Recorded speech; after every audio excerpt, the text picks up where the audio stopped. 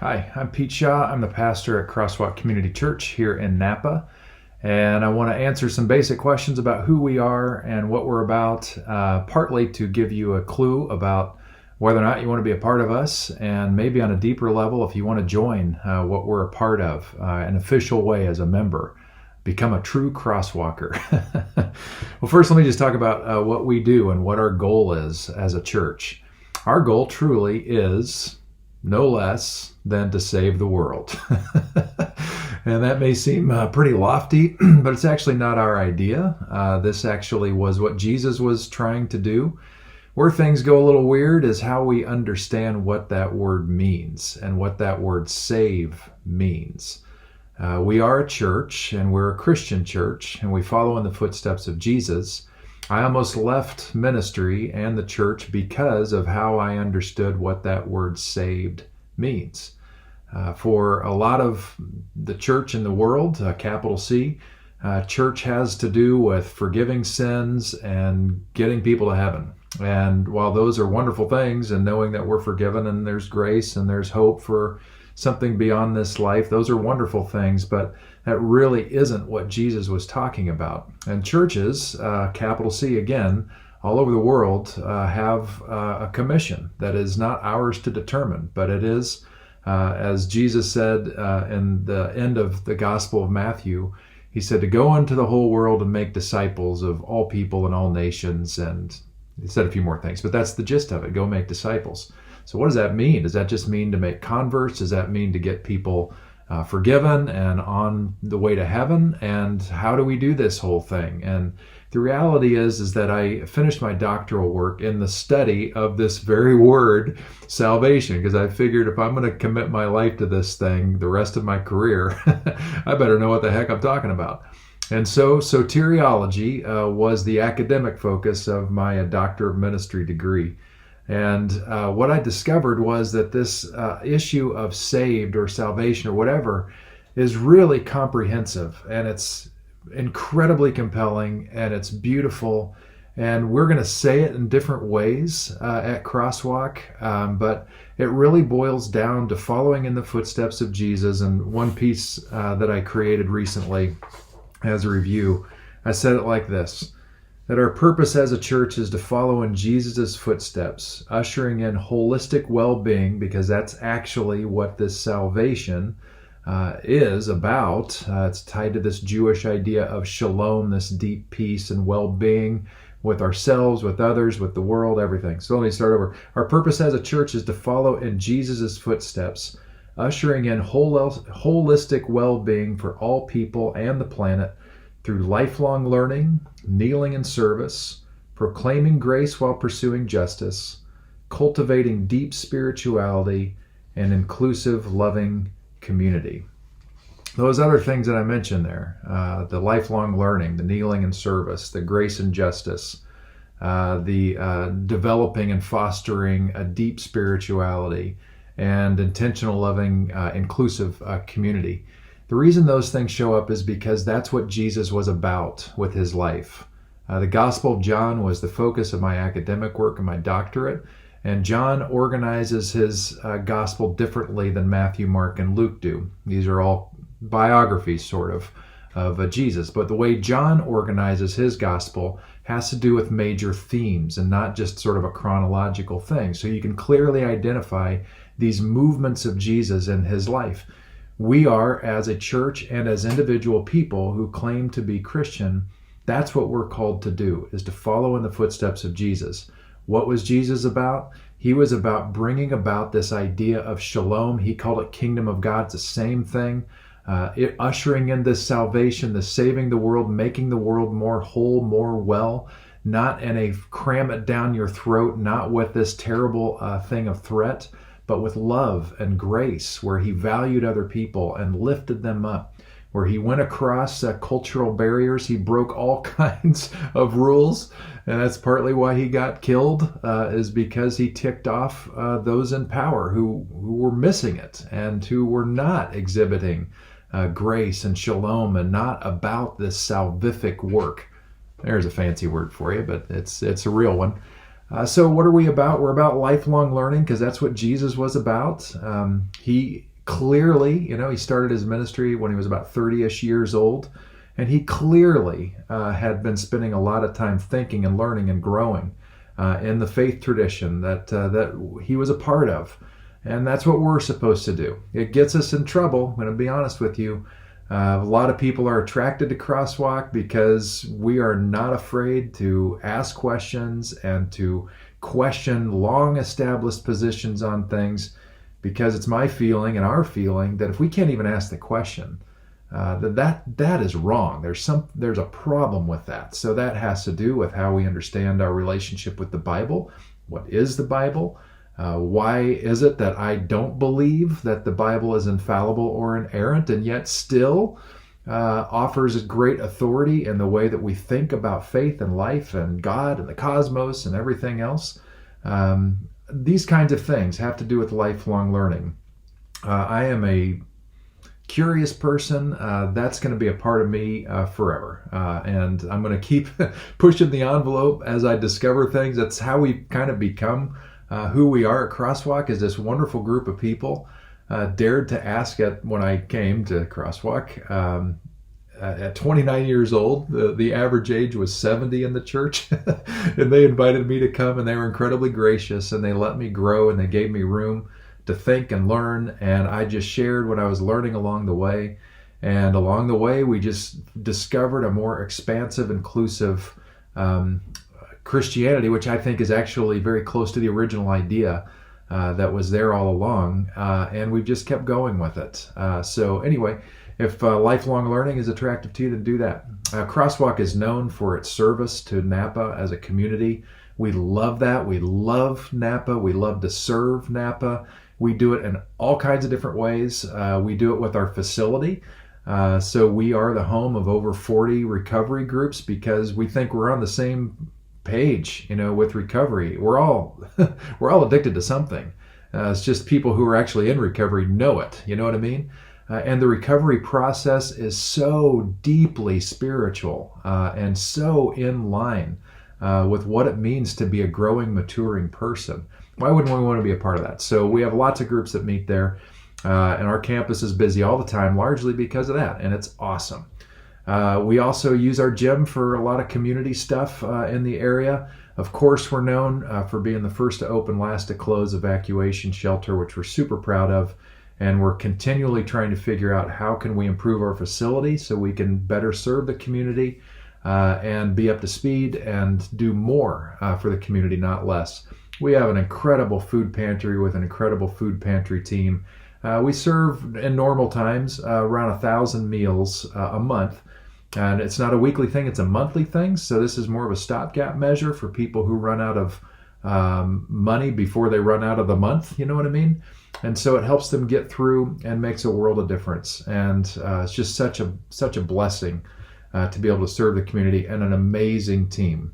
We love the people who come and receive help from us, and we're known for that. So that's awesome. We do stuff globally as well. We help other churches. We help other community groups in many different ways. We stand up for people who need help in a variety of ways. We're involved in a project in Tijuana, Mexico for battered women and their children.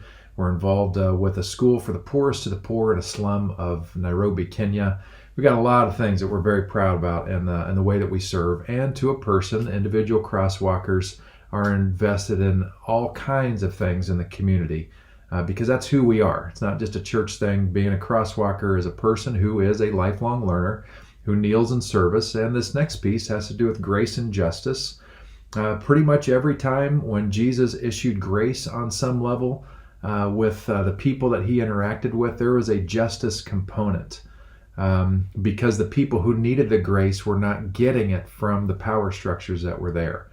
It takes a little bit of digging to appreciate what kinds of things Jesus was saying in terms of how to be a nonviolent resistor, or a person who nonviolently resists the power structures that were there. But he was very clearly, he was all about the nonviolent approach. That's why he got killed, and that's why he didn't lift a finger or raise his voice at the very end of his life. So really interesting things there. So we really are a graceful community. I'm absolutely confident of that. We all struggle with this issue, but I think we're living up to that pretty well. On the justice side, we do that in-house in terms of seeking equity among all people in our church, but then also in the broader community, we want to lend our voice and our people and our larger voice to issues that really matter, because Napa is not immune to inequality, and we want to be a part of equality and equity also. So we want to be a part of that, and that's what we will always be a part. We are a church, and so part of what we do, actually the whole thing that we do, is a major part of this deepening, fostering of a spiritual connection with God. But we highly value contemplative practices of meditation. If you come to our service, we integrate meditation as part of our service. We other things as well. We usually have music, and I do a teaching every week and other stuff, which is all good. But that meditation piece is there, and we encourage spiritual disciplines for people, because that's critical in fostering our personal relationship with God and that deep sense of spirituality. The final piece here that is part of what we understand of following in Jesus' footsteps and saving the world by bringing about this holistic well-being between all people and people of creation and all that, is the choice to be an inclusive, loving community. Jesus certainly was. He was in the ditches with people when they were at their lowest. He broke bread with people who literally were going to kill him, and somehow he chose to be in relationship with them in a healthy, boundaried way. For people that failed him, I'm thinking Peter, who denied knowing him 3 times. Jesus still engaged in community with Peter and had conversation that was redemptive in that. But still, this is so important in our day and age, when we seem to, when we don't agree with each other, we seem to run for the hills. And the way of Jesus was, no, if you have differences with each other, that you still are humanity together. So how are you going to do this in an inclusive, loving way, to listen to each other, understand each other, help each other grow in different ways? And Jesus was also with people who were, at the peaks of life. And so he celebrated with them. And all of this is what genuine community is supposed to look like. And this is increasingly difficult in some ways in our culture, because we're so busy and so tied into other things. And yet it is so important that we figure this out. And so this is an ongoing exercise, and we have different ways to connect in deeper community at CrossWalk that happen regularly. I lead 2 groups a week. It's called Praxis. It's a community group where we talk about whatever I talked about the previous Sunday, or whatever we might be talking about that week if it's different than that. But it's a time of connecting with each other in genuine relationship and learning and growing together as well. And we have other groups that do very similar things at CrossWalk. So we're trying to hit that as well. We believe all these things together, not one of these things, but all of these things together work toward this relationship with God. That's what Christianity is supposed to look like, and it's all a choice. So if you're interested in this deep spiritual peace kind of a thing, it's going to need all these variables, not as this burdensome kind of check the box kind of thing, but as an invitation to be a part of something bigger that actually works. And so that's what we're about. And I think the more we do that, the more we encourage other people to understand this, from adults to children, learning how to be people of shalom, people who want to make the world a better place in loving ways. I think the world really will change, and that's our small contribution to saving the world, which is what we're trying to do. No smaller than that. Some of the things about our church that you may not know about, but probably need to know about, is our structure. Like, how does this work? How do you know that CrossWalk isn't just led by me, some, evil freak, whatever, that's going to make them drink Kool-Aid at some point in a really ugly fashion? Well, we have safeguards against that. We are a staff-led church, which means that I have authority and responsibility, but we also have built-in accountability, which makes all the difference. So what does that mean? That means that I am charged with overseeing, as the pastor, the senior pastor, I am charged with the oversight of the total well-being and the ministry of the church. In other words, I have authority to make sure and call for things to change if necessary, so that the whole church is in line and on board with our general mission. That's the authority I have. That's the responsibility I have. But I'm also held accountable in various ways. We have a board of stewards who are elected from the congregation. We have 9 stewards at a time, as well as church officers. They're all elected. And the board of stewards, each person serves a 3-year term. So that means there's a constant rotation. So you have fresh eyes on what's happening. We have bylaws and constitution which limit what I can do as the senior pastor. In addition to our bylaws and our constitution, which we're required to have, we also have what we call our guiding principles. Guiding principles clearly outline in kind of a legalistic form, or legal-ish format, what my role is, what I'm supposed to be doing, which is what I kind of just told you, and also what I cannot do, which has a lot to do with fiduciary responsibilities. In other words, I can't just take the offering every week and go have a party. I don't even touch the money most of the time. The most I touch money is if somebody hands me an envelope, which is very rare, but if they hand me a check or something in an envelope, I get it to the person, or I make sure it gets in the safe, and the people who touch the money and count the money handle all that. So I'm hands off on that, which is a very, very good thing. And the board holds me accountable. So I report to the board. I meet with our board every month, give them a report on how things are going. I use them as a sounding board. They ask me anything they want to see things. We are extremely transparent at our church, so our board members have access and eyes on all of our financials every month, and that's how it should be, I think. And then also our membership has a voice in things. Our membership votes every year at our annual meeting, and their voting is what gives them the power to adopt or not different decisions that we're making as a church, especially on large-scale decisions. They vote or not to adopt our budget every year, which is in their way a commitment to saying, okay, we're going to keep going in this direction. And at the end of the day, they have the voice of whether or not I am the pastor. They vote me in, and they can vote me out. It's not easy to do by design, because we don't want to be reckless with that. But at the end of the day, the congregation, the membership, is the one whom I am ultimately accountable to, and the congregational membership really are the ones who have ultimate authority at our church.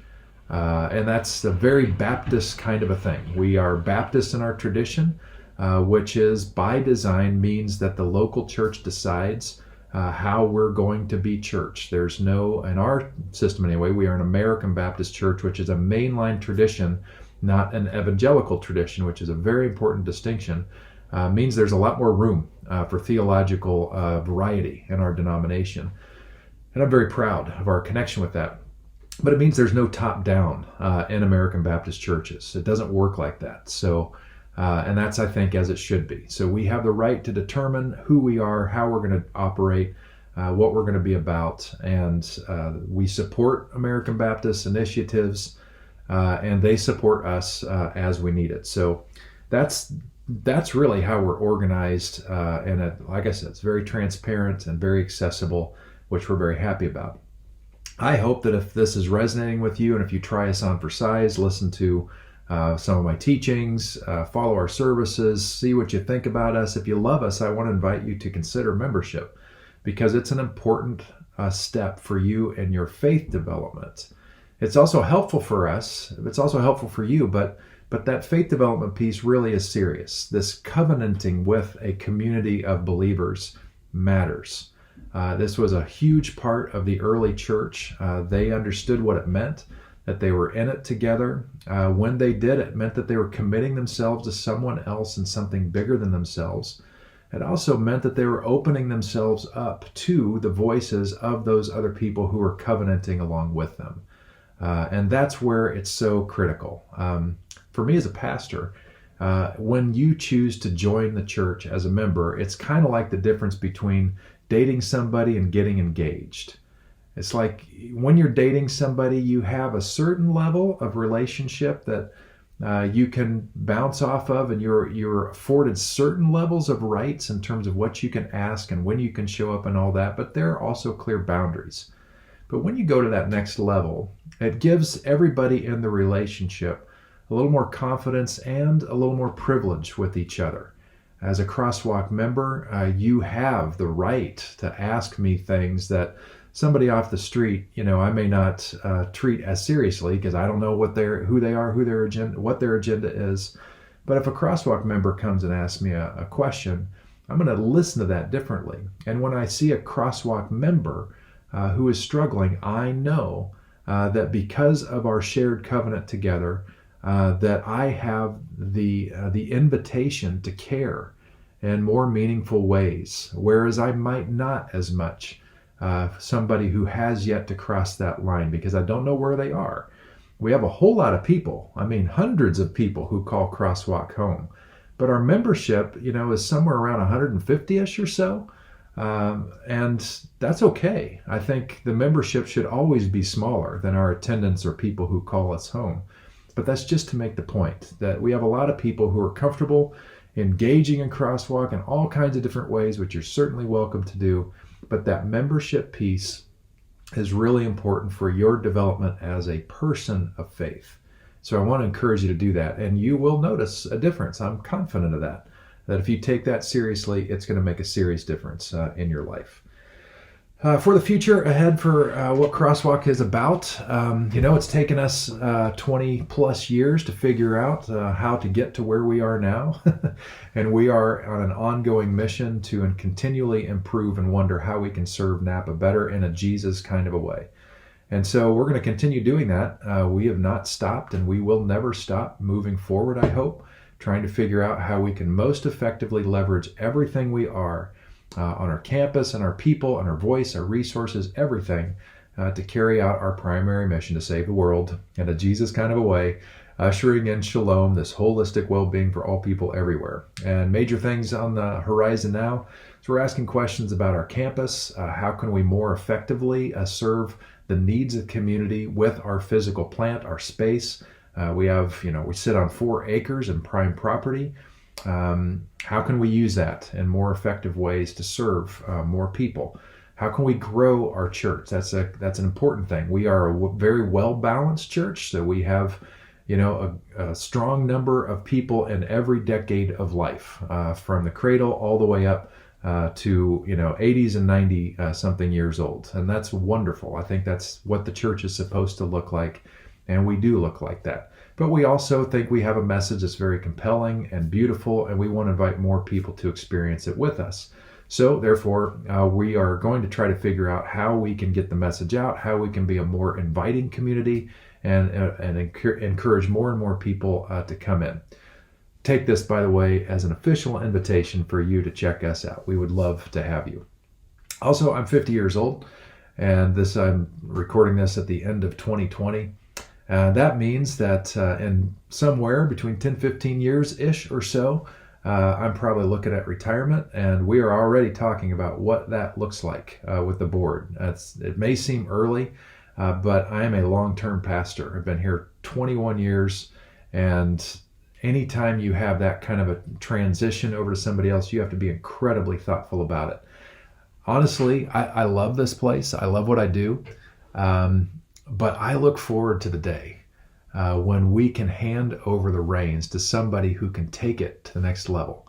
So what I'm hoping to do, and the time that I have, is to continue being faithful to what I think we're called to do and use everything I have to that, but then at the same time to prepare this place for that handoff and to make this church as healthy as it possibly can, so that when that transition happens, it is this incredibly beautiful, empowering step towards something even greater that God's got in mind. That's not going to include me, which I'm totally cool with. I want this place to be so much better than it is under my leadership, and I think we can do it. Actually, knowing myself, I'm very confident we can improve on me. So anyway, that's kind of where we're headed in the near future, and I'd love to answer any questions that you have. shoot me an email, and I'd be happy to address those as much as we can. And I would love, if this feels like a fit, there are a lot of churches in Napa. We do have our own little flavor, our own unique voice, our own theological perspective. We're on the emerging side of Christianity, which is very ancient, but also comes off as very new because it inherently challenges some long-standing positions, which we have come to from a very academic place. So anyway, I'd love to answer more questions that you have. I know this is a long video, but I wanted to be somewhat comprehensive in what we're talking about. Well, I look forward to meeting you, get to know you more, and let's do this thing together. Let's go save the world. Have a great day. Bye.